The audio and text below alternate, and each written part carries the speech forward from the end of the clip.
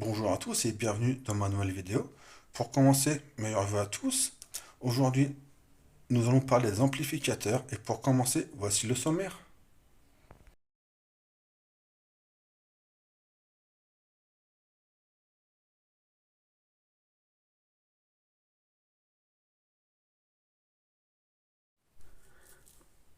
Qu'est-ce qu'un amplificateur? Se plaçant entre la source, l'équaliseur ou tout autre dispositif de traitement sonore et les haut-parleurs, il permet d'amplifier un signal trop faible pour être exploité, reçu sur ses entrées. Se référer à la vidéo sur les bases du câblage en car audio en courant alternatif sur ces sorties sur lesquelles on vient brancher ces haut-parleurs.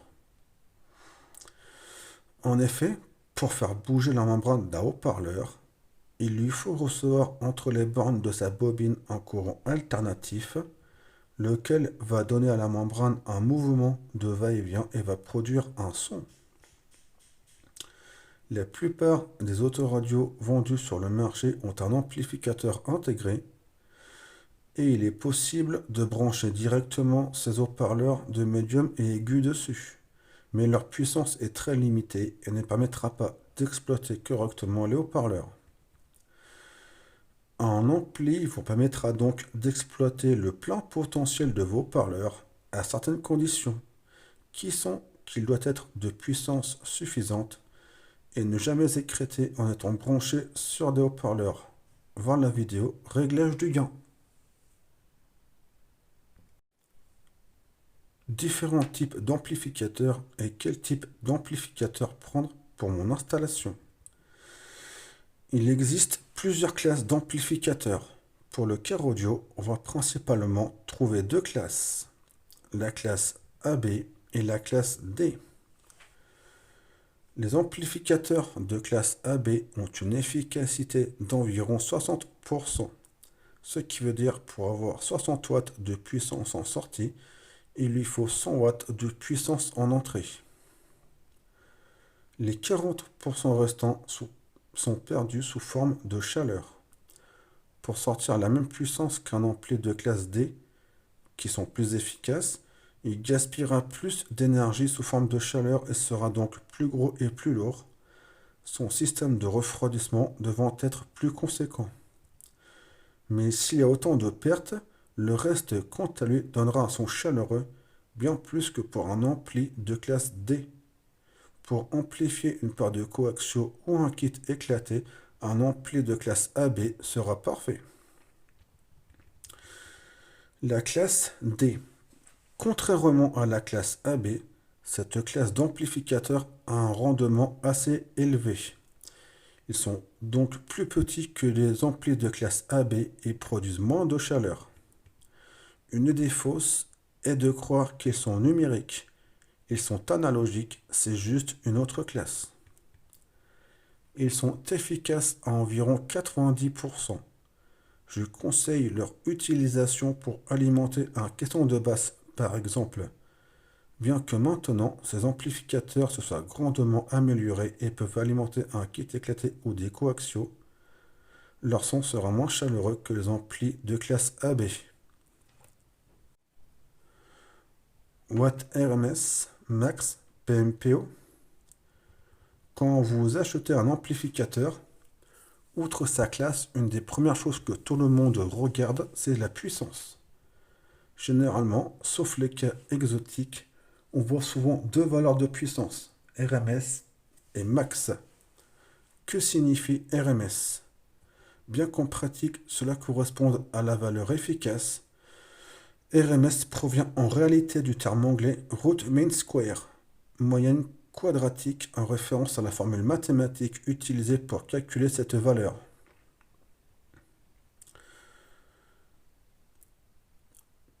Comme on peut le voir sur la courbe, la valeur max est de 170 volts, mais la valeur RMS est de 120 volts. Pour régler un amplificateur, il faut toujours se fier à la puissance RMS afin d'éviter l'écrêtage. Si le fabricant vous donne la puissance RMS, il sera aisé de régler le gain de l'ampli afin de ne pas écrêter. Voir ma vidéo réglage du gain. Si le fabricant met une puissance au hasard sans unité connue comme les PMPO, il existe une méthode pour régler les sorties approximativement. Je ne suis responsable en rien si vous abîmez votre matériel en procédant ainsi. On va regarder la capacité des fusibles de l'amplificateur que le fabricant a mis sur l'amplificateur. Admettons deux fusibles de 20 A, au total 40 A donc. Multipliez 40 A par 12 volts pour obtenir 480 watts. C'est la puissance que peut tirer l'amplificateur avant que les fusibles claquent. Admettons que ce soit la puissance max.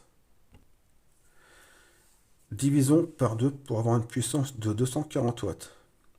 Admettons que ce soit la puissance efficace. Si votre amplificateur a 4 sorties, considérez qu'il fait 4 fois 60 watts RMS en divisant 240 par 4.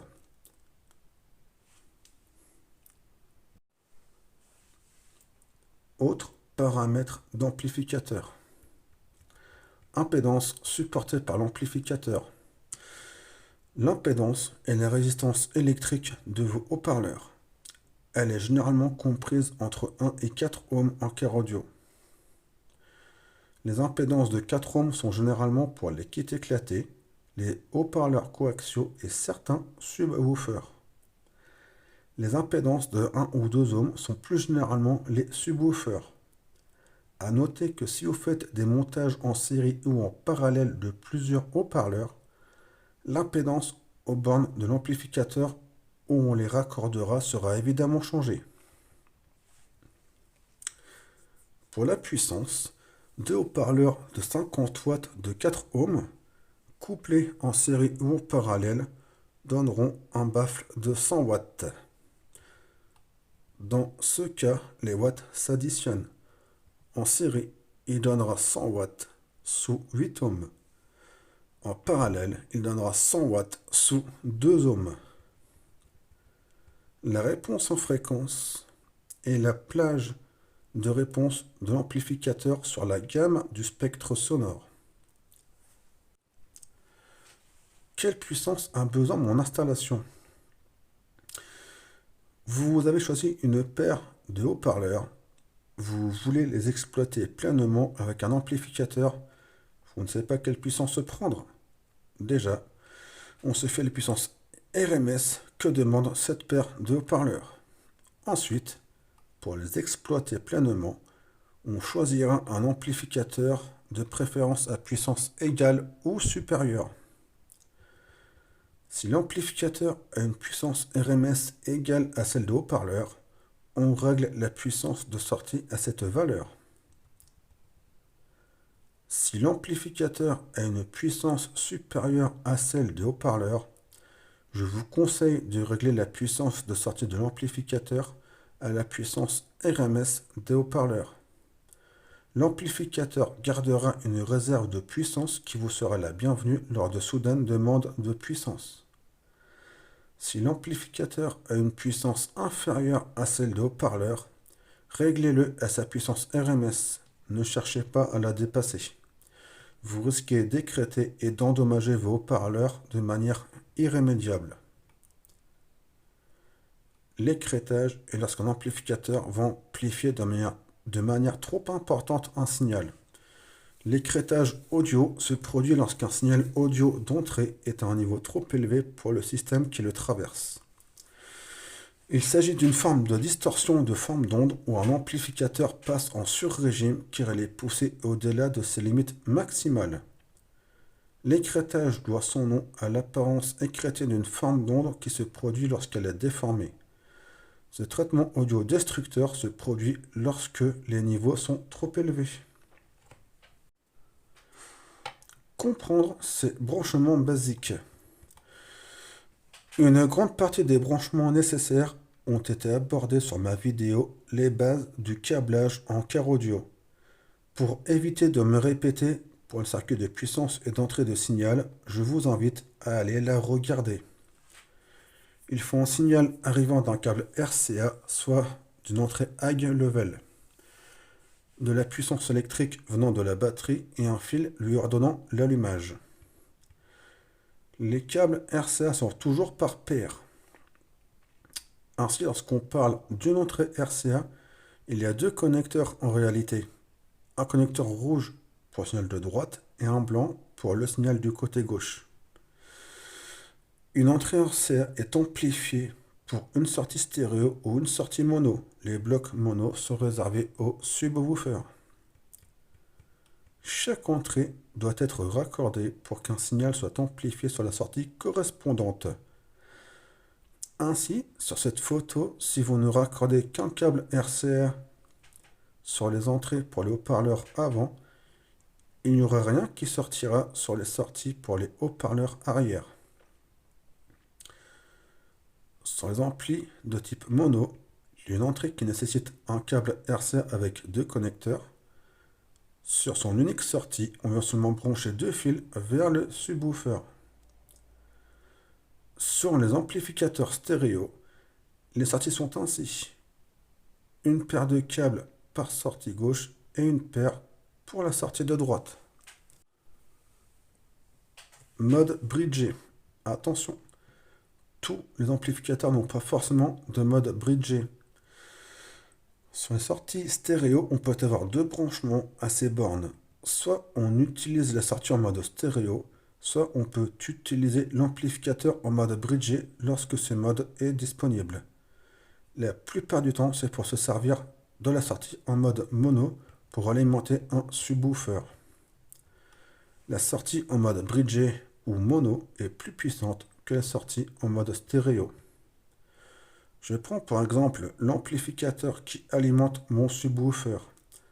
Un Dragster DA qui fait 2 fois 120 watts RMS à 4 ohms et une fois 360 watts RMS à 4 ohms en bridgé. Référez-vous à la notice du constructeur pour voir les branchements possibles sur votre amplificateur. Les réglages. Le gain, considérez-le comme un multiplicateur. Plus vous augmentez sur ce multiplicateur, plus il augmentera la puissance en sortie. Il faut être extrêmement prudent en le manipulant, car un gain trop important fera que l'amplificateur amplifiera trop le signal en entrée. Il résultera en écrêtage, une puissance de sortie trop élevée que ce que peut supporter le haut-parleur, pouvant endommager irrémédiablement celui-ci. Le bass boost, comme son nom l'indique, il va booster les basses.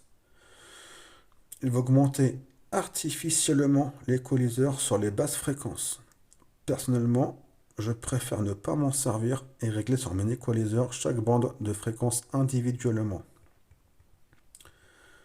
Le filtre passe bas. Comme son nom l'indique, il ne laisse passer que les basses fréquences. Il permet de régler la fréquence de coupure de votre amplificateur afin de n'avoir que des basses fréquences pour alimenter votre caisson de basse.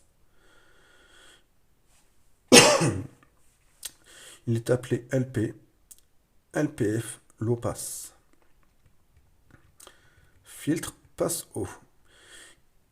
Il est l'inverse du filtre passe bas et laisse passer toutes les fréquences au-dessus. Il est aussi appelé HP, HPF, high pass. Un subwoofer travaille en dessous de 80 Hz en général. On règle donc la fréquence de coupure à cette valeur. Le réglage de phase. Réglage peu connu. Le réglage de phase permet de ressentir le son sortant du caisson de basse à l'avant, comme dans une salle de concert.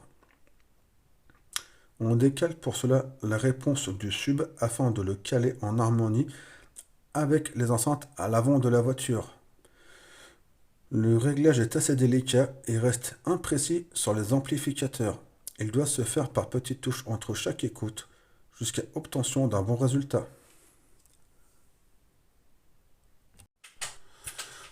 Pour tenter de vous expliquer ceci, j'ai dessiné une voiture. Alors, comme je suis un grand dessinateur, ma voiture est un rectangle avec des roues. Parce que c'est de la bonne bagnole, ça.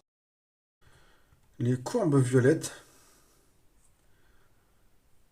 représentent les ondes envoyées par le haut-parleur avant. On va considérer que c'est ce point-là. Le subwoofer va considérer qu'il est dans le coffre, c'est le point noir qu'on voit ici. Et là, le rond, là, c'est la tête du conducteur et le point au milieu, c'est son oreille. Donc là, on peut voir qu'une onde arrive sur l'oreille du conducteur venant des haut-parleurs avant. On va simuler les ondes venant du subwoofer.